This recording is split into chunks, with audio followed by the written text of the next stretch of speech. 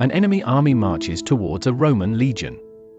The sound of clinking armor echoes in the tense air, shields glinting under the scorching sun. They advance confidently, believing themselves prepared for the confrontation. The sky begins to darken with small projectiles flying at high speed. These projectiles are not ordinary arrows, nor stones. They are heavy darts, with lead heads, falling like precise barbs upon the shoulders, necks, and faces of the unsuspecting soldiers. A moment of inattention and death arrives quick and silent.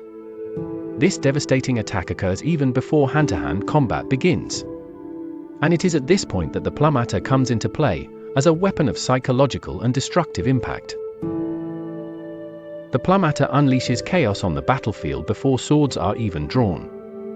It was more than a weapon, it was a silent warning, a first message that the Roman legion was there not just to win, but to humiliate the enemy. Launched dozens of meters away, with speed and precision, it became a symbol of Roman dominance on the battlefield.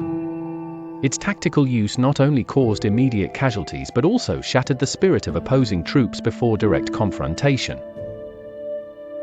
This violent and strategic introduction to battle shows how the Romans left nothing to chance.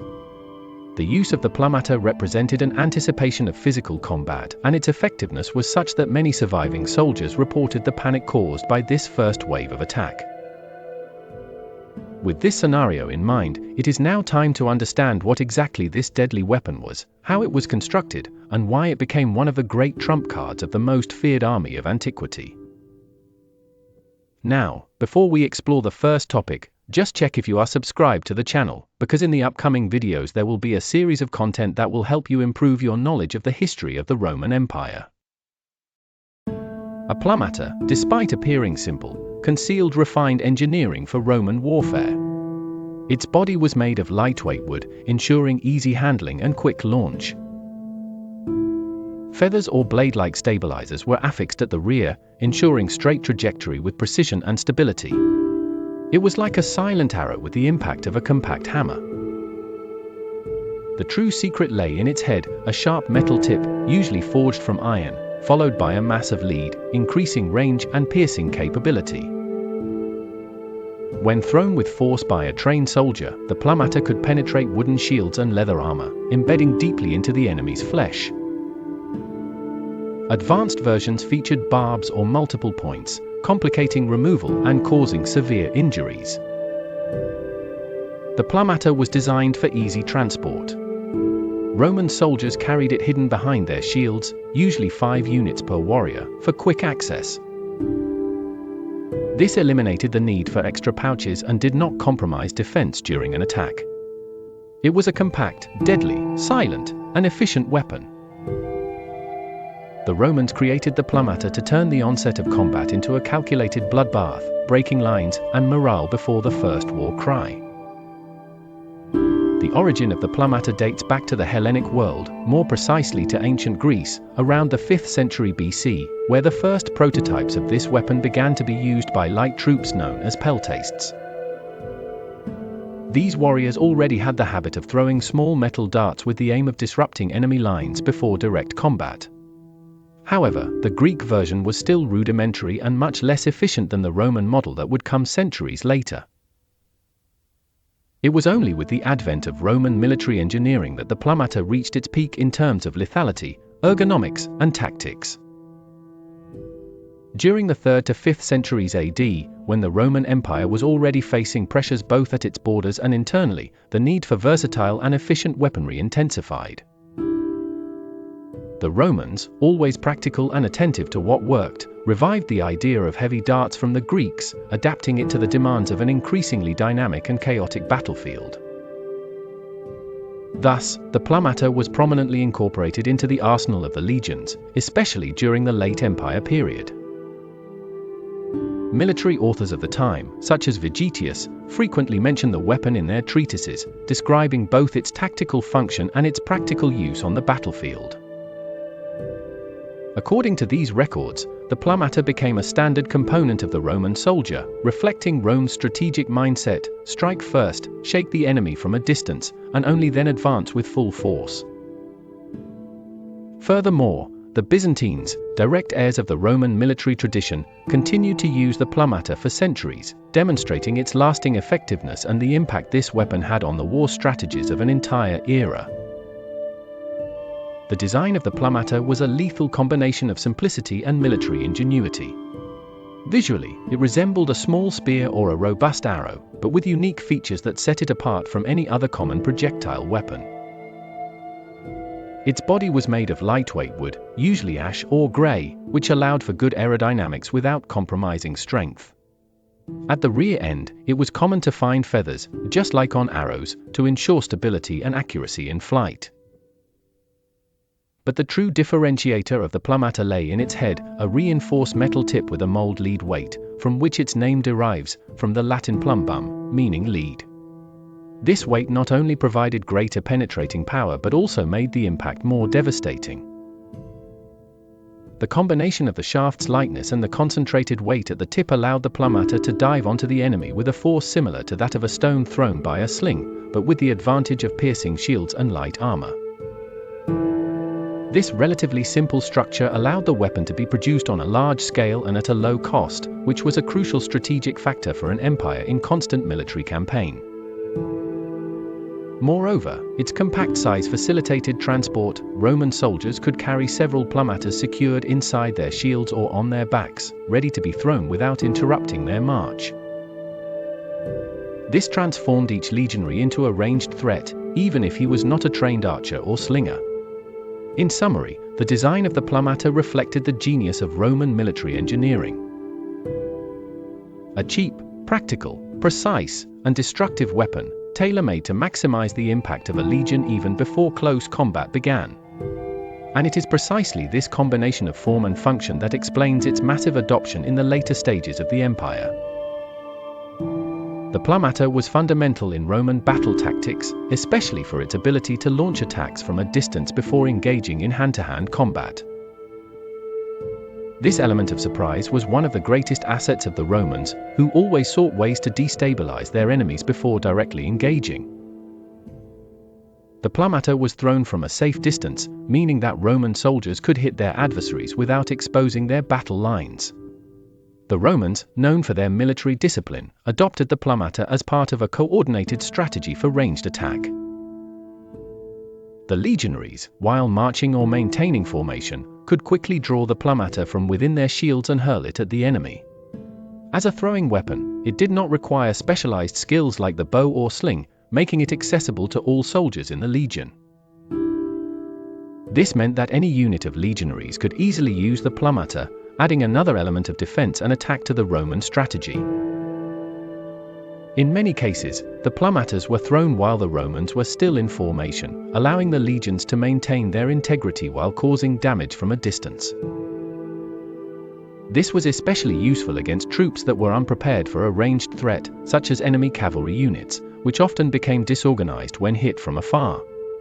The use of the plumata also helped to keep the pace of battle in favor of the Romans.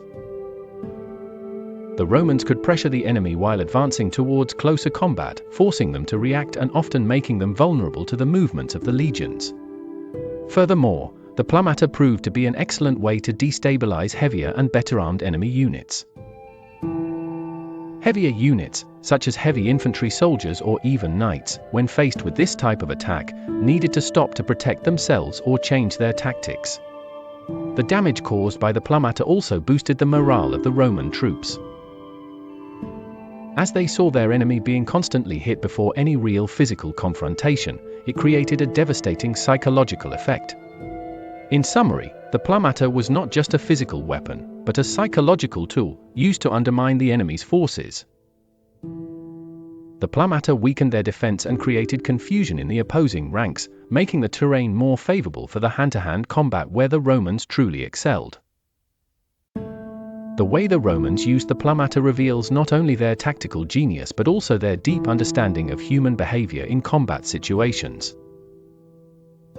The plumata was not just a functional weapon, but a reflection of the strategic skill of the Romans in integrating different forms of combat to create an unbeatable military system. It stood out for its simplicity and effectiveness, which were fundamental on the battlefield. Its main advantage lay in the ease with which soldiers used it, without the need for specialized training, unlike other weapons such as the bow, which required years of practice to master with precision. This allowed the Roman legions to maintain a cohesive military force. Another essential point was the ability to transport and launch the plumata from behind shields. The Roman formation, characterized by its rigidity and coordination, became even more efficient when legionaries could take cover behind their shields while simultaneously attacking from a distance. This type of integration between offense and defense was one of the greatest strengths of the Roman army, as it allowed the soldier to remain protected while inflicting damage on the enemy. Thus, the use of the plumata enhanced the effectiveness of the formation. Moreover, the plumata offered a significant advantage when it came to attacks against more mobile units, such as enemy cavalry. Horsemen, often considered one of the most fearsome forces on a battlefield, found themselves at a disadvantage when struck by these small weapons. The impact of the plumata caused considerable damage, potentially completely disorganizing cavalry units, which were forced to react in a disjointed manner. This created an opportunity for the Roman legions, with their infallible formation, to neutralize these threats. Over time, the versatility of the plumata also expanded, being adapted and used in different combat fronts, whether against infantry troops or heavier armed enemies. The plumata not only complemented other ranged weapons, such as bows and crossbows. It also strengthened the psychological impact of the Roman legions. When thrown strategically, it created constant pressure on the enemy, making it difficult for them to maintain their formation and cohesion. This pressure, combined with the weapon's precision and strength, made the Romans stand out. The ability to maintain discipline and control, without sacrificing the effectiveness of the attack, made the plumata an indispensable weapon for the Romans, helping them conquer and maintain dominance over vast regions. By integrating long-range tactics with the strength of the legions, the plumata became a symbol of the Roman combat style, used intelligently to destabilize, attack, and ultimately defeat the enemy. The versatility of the plumata extended beyond the borders of the Roman Empire, being adopted by other cultures and armies, such as the Byzantines. The Byzantine Empire, which inherited many Roman military practices, adopted the plumata in the 6th century during the reign of Emperor Maurice. Emperor Maurice wrote the famous treatise Strategicon. This manual served as a guide for the Byzantine military forces, and within it, the use of the plumata was widely recommended as an effective tactic for ranged combat. The weapon was seen as a practical solution for quick and efficient attacks. The success of the plumata in the Byzantine Empire was directly related to its ability to be used in different battle scenarios, from defenses against invasions to conflicts with other military powers. The technique of throwing the plumata was refined by the Byzantines. The Byzantines continued to use the plumata strategically in various campaigns, both in the east and the west, as a means of wearing down the enemy before engaging in hand-to-hand combat. The presence of the plumata in the Byzantine ranks remained strong until the medieval period. The use of the plumata by the Byzantines also reflects a continuity of the Roman tradition of combining the efficiency of ranged combat with an impenetrable defensive formation. For the Romans, this combination was the core of their strategy, but for the Byzantines, it became a natural extension. This highlights how Roman warfare tactics, even after the fall of the Western Roman Empire, continued to influence later armies. Moreover, the plumata had an advantage over other ranged weapons used by Byzantine forces, such as bows and crossbows, due to its simpler construction. The simpler construction of the plumata allowed for mass production and quicker distribution among soldiers. This made the plumata more accessible to a larger number of combatants, enabling armies to maintain their forces in a continuous rhythm of attack without relying on more expensive weapons. The spread of the plumata's use beyond Rome demonstrates the longevity of the military idea behind the weapon. Even in times of empire and changes in warfare techniques, the plumata remained a useful and relevant tool, thanks to its simplicity, effectiveness, and fit into military tactics. Well, we're moving on to the next topic, but before we do, I noticed you haven't liked this video yet. It's very important for YouTube to continue promoting our content to you, and this way, we can keep helping you. So please, give this video a like, it's free. Thanks. The plumata was a weapon that brought a new level of efficiency to ranged combat strategies, and one of its greatest highlights was how it complemented other long-range weapons, such as bows and crossbows. On the battlefield, the Roman army always sought ways to maximize its strengths and create combinations of weapons that could strike enemies in different ways. The plumata stood out as a transitional weapon between ranged combat and close-quarters fighting, being useful in situations where the distance between armies was still considerable, but close combat was approaching. Roman bows, which were powerful weapons, could hit enemies at impressive distances, but required extensive training and skill to be used effectively. Crossbows, while more powerful and accurate, were, however, slow and took longer to reload, which could be a problem in dynamic battles. The plumata, with its simplicity and practicality, filled this gap between these two weapons, providing an option that could be thrown quickly, without the need for extensive training, but with considerable impact. Moreover, the plumata was particularly effective against heavily armored targets. While arrows from Roman bows could be deflected or fail to fully penetrate heavy armor, plumatas, with their lead or iron heads, were designed to penetrate metal armor more easily, making them effective against well-equipped soldiers. This ability to inflict damage on protected soldiers was one of the reasons it became an essential part of the Roman legion's arsenal, allowing them to maintain pressure on the enemy even before entering close combat. The plumata was also effective when thrown in large quantities. The collective use of this weapon in Roman formations created constant pressure on enemies, forcing them to defend from all sides. While archers and crossbowmen might need more detailed precision and a smaller number of shots, the plumata, with its ease of use and low production cost, could be launched in large numbers, creating a constant rain of projectiles against the enemy, destabilizing formations, and preparing the ground for close combat. Therefore, the combination of the plumata with other long-range weapons not only increased the effectiveness of the Romans but also allowed for greater versatility on the battlefield, where different types of attacks could be employed as the situation demanded. The weapon not only enhanced the lethality of the Roman legions but also reinforced their reputation as an invincible army, based on an organized and adaptable military strategy. The effectiveness of the plumata was not merely theoretical, it proved itself in real battles, where its utility was confirmed by archaeological discoveries in various regions, especially in Europe, Asia Minor, and North Africa. These findings were crucial for a complete understanding of the weapon, helping to validate historical descriptions and the construction technique of the plumata. One of the most notable sites where the plumata was found was in the ancient Roman city of Rochester, in Britain, where a plumata head was unearthed, providing physical evidence of its use and confirming information already known from historical sources. These archaeological discoveries not only provided a detailed view of the construction of plumatas but also helped reconstruct the model of the weapon in its entirety. Many of these lead heads found were compared with ancient accounts, such as the writings of Vegetius, which detailed the importance of this weapon in the Roman legions. The analysis of these archaeological pieces helped scholars better understand the materials used, the shape, and the functionality of the plumatas, contributing to an accurate reconstruction of them. The main reason why these discoveries are so important is that they help confirm how the Roman legions used the plumata, as well as provide insights into the modifications the weapon underwent over time. In some regions, the plumata was adapted to fit local combat conditions and available materials. For example, in areas with an abundance of iron, plumata heads were often made from this metal, while in other regions, lead remained the predominant material. The adaptability of the plumata was one of the reasons it remained relevant for so long, spanning different historical periods, including the transition from the Roman Empire to the Byzantine Empire.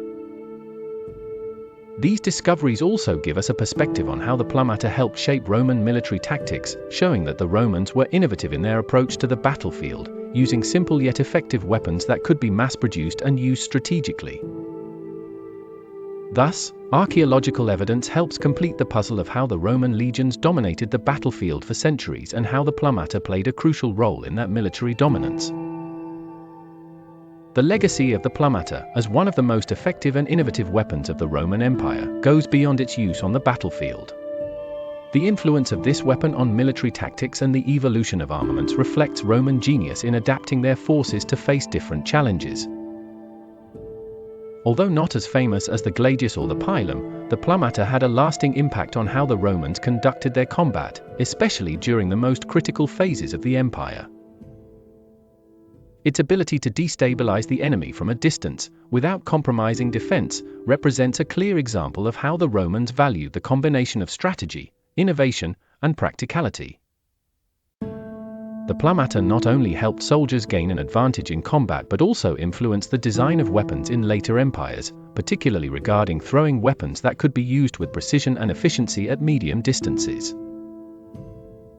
The Byzantines, who succeeded the Romans in controlling the Eastern Empire, adopted this weapon into their ranks, proving the ongoing relevance of the plumata throughout military history. Furthermore, the weapon was one of the pioneers in integrating the concept of ranged attack into close combat tactics, something that would later be refined in various military cultures around the world. Even though the Romans lost their empire, the idea of a small yet powerful weapon like the plumata lived on in the memories and studies of military tactics. It influenced the development of throwing weapons in various contexts, such as crossbows and ballistae. This legacy was also marked in how warfare was approached in subsequent civilizations, with an increasing focus on the combination of defense and attack at distances that allowed soldiers to remain organized while inflicting significant damage on the enemy. Therefore, the legacy of the plumata extends not only as a historical piece but as a milestone in the evolution of military arts and warfare innovation. The study of weapons like the plumata allows us to understand not only the grandeur of the Roman Empire but also the strategic intelligence they used to maintain their dominance for centuries. Today, with technological advancements, many of the lessons of military tactics, such as the use of long-range weapons and the importance of organization within troops, continue to be taught and applied, proving that the legacy of the Romans and their weapons, like the plumata, still resonates in the modern world. The plumata was an innovative and effective weapon that stood out in the military tactics of the Roman Empire, allowing soldiers to inflict damage from a distance and weaken the enemy before close combat. Its combination of simplicity, effectiveness, and the ability to be used alongside other long-range weapons was one of the pillars that ensured Roman superiority on the battlefield. The story of the plumata is not just about a weapon, but about a military mindset that understood the importance of attacking and destabilizing the enemy before entering direct combat. If you found this story interesting and want to learn more about military tactics that changed the course of history, subscribe to the channel and leave your like. This helps us continue bringing content like this. And now, I want to know, did you know about the existence of the plumata before watching this video? Leave your comment below, and let's talk about this fascinating Roman weapon. Until the next video, where we will explore another military innovation that made Rome invincible.